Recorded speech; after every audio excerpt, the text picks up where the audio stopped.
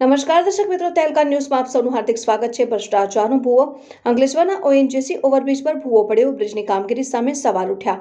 ભરૂચ જિલ્લાના અંકલેશ્વર શહેરથી જીઆઈડીસી વિસ્તારને જોડતા મહત્વના ઓએનજીસી ઓવરબ્રિજ પર પ્રથમ વરસાદમાં જ ભૂવો પડતા બ્રિજની કામગીરી સામે અનેક સવાલો ઊભા થયા છે।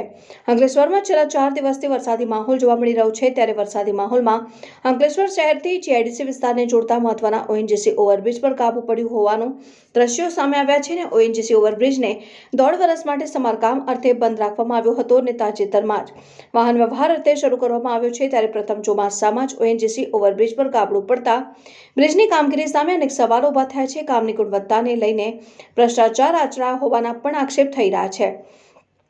અત્રે ઉલ્લેખનીય છે કે ગતરોજ બ્રિજની પ્રોટેક્શન વોલનું પણ સમારકામ કરવામાં આવ્યું હતું। પ્રોટેક્શન વોલમાં ગાબડું પડતા ચાલુ વરસાદે સમારકામ કરી તંત્રએ બુદ્ધિનું પ્રદર્શન કર્યું હોવાનું બહાર આવ્યું હતું। રિપોર્ટર અવી સૈયદ, તહેલકા ન્યૂઝ, અંકલેશ્વર।